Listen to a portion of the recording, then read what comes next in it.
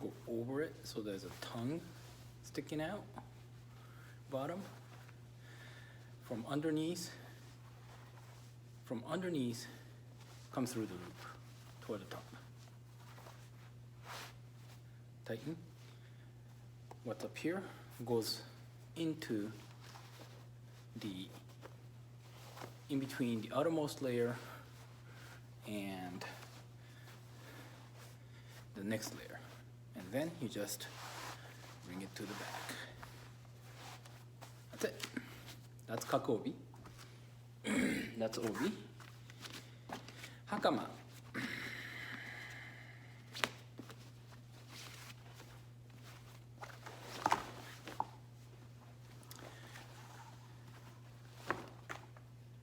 Don't worry about this part.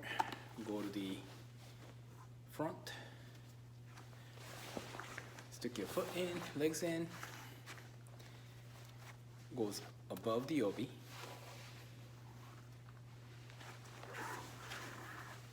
Cross in the back. You don't need to tighten it.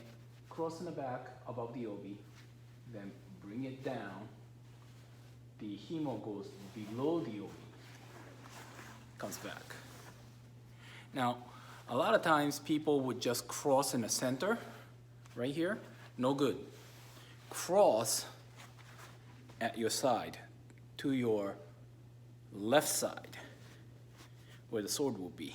And if you cross with the one from the right coming over to the left, goes over the one himo from the left, and you do this, tighten it, and you hold it in place. You can let go of the one from the left, and it'll still be tight. Once you're here, this part, you fold up. This line, you fold up so that you can allow the himo from the left to go over this line, the bottom line. So that in the front, you have two parallel lines going in front. Then you go to the back. Here, people say tighten it or tie the knot. It's really difficult to tie the knot back here. You don't have to tie the knot. Just twist. And then put the himo in the same himo that you just twisted, just counter to it, so that in a direction it does not want to twist. Twist out. And tighten. Over here, you really shouldn't have to do too much here because it's already tight. Now this one, it wants to unwind in this direction. So we won't let it unwind. You just twist this way once, twice, 3 times. And when you bring this in against each other, it just tightens. This is not going to loosen anytime soon. Then you bring this in here. And then bring the koshita up, across here. This part, right over left, and then the entire thing goes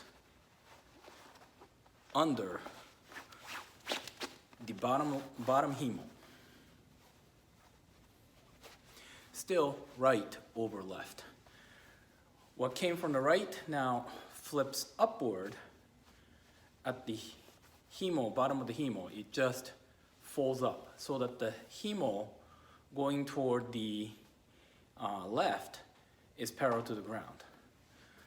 What's at the bottom here, the one himo that came from the left, this just goes around toward you once. That's enough. There's a tiny knot. You don't have to really tighten it too much. You can just tighten. And if you want to make this lock in, after you tighten, you can keep pulling toward the bottom and bring this toward the left. Just that much, and it just tightened. Now, what's on the left here, fold it in half, and then fold it in half again. And then put it in front so that this ribbon lies in the center. What's on the bottom? This tongue that fell to the bottom. Now bring it around towards you again in this direction. Once. And pull it all the way through. And if you can try to make sure that this is equal against each other. I have a problem with that sometimes. It gets crooked, and if that happens, you can fix it. And then one more time. So you go around twice, looped around this way twice. Then, third time. But don't let it go all the way through. Allow the top portion to stay, and then this just folds back so that you create the cross or juji right here in front of your tanden. Now, if you're a female, you're going to be wearing it up here, so your knot is going to be probably near the your belly button. But that's how you do it.